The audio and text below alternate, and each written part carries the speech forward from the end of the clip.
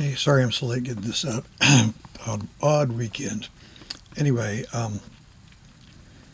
if these are your instructions for the week of Monday, October 4th, and you have one chapter quiz this week. If you're in 1301, that's going to be, let me look at my piece of paper over here. That would be the chapter 8 quiz. If you're in 1302, that would be the chapter 24 quiz. One chapter quiz. Now, if you're in 1301, then there is an assignment due by minute before midnight Sunday night. That will be the works cited list. All right. This is part of the writing project grade. It'll be submitted via Turnitin.com.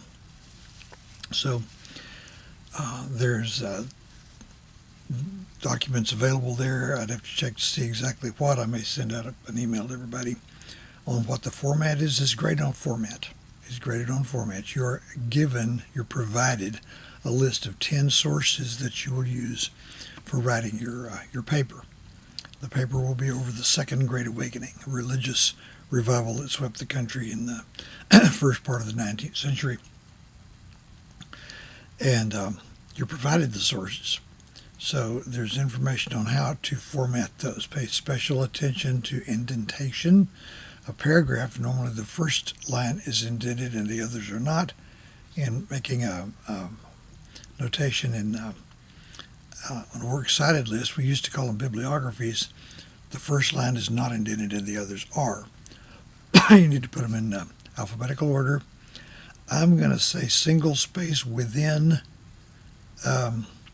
an entry and double space between. Okay?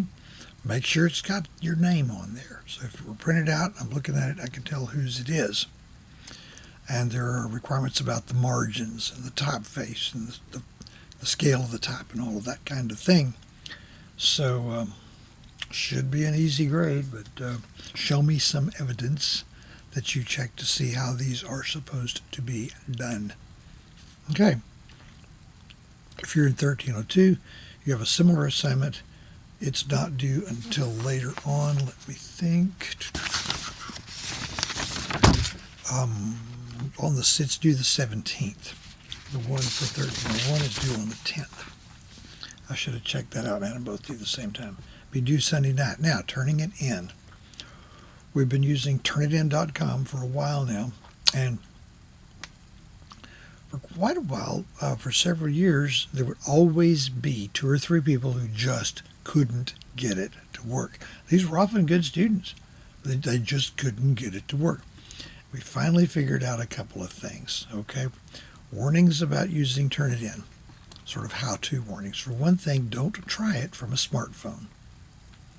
You're going to have to be on a computer that's connected to the internet.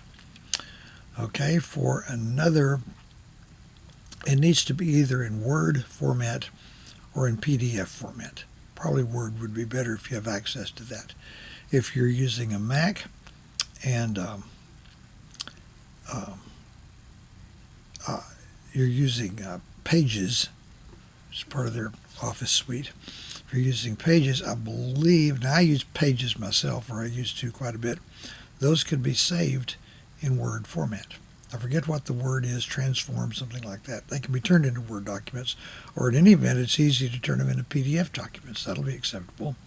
What you do there is pull down the Print menu, Command P, and then at the lower left, there'll be a thing there that says PDF, and you open that.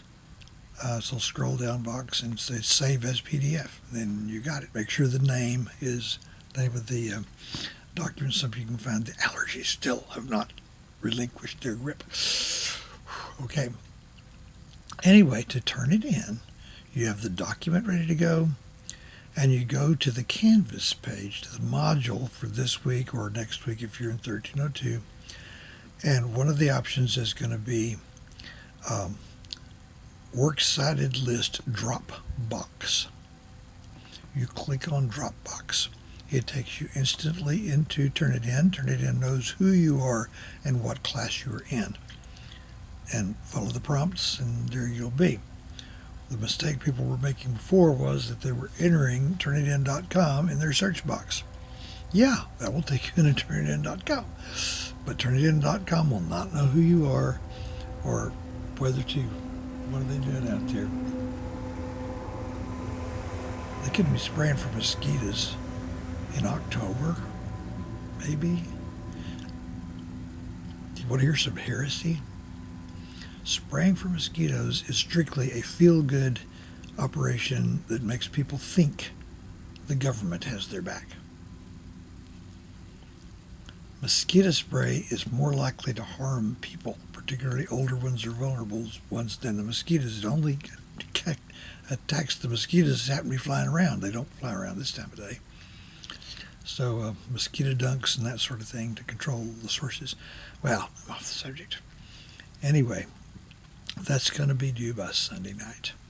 Your exam grades have been posted for several days now. If you have any question about that, email me, and I'll look into whatever it is. Okay, I think that gets us through with this. So have a good week, and if I have anything to tell you between now and then, I'll post it in announcements, and I'll, if it's really something I need everybody to know, I'll send out an email to everybody. Okay, take it easy.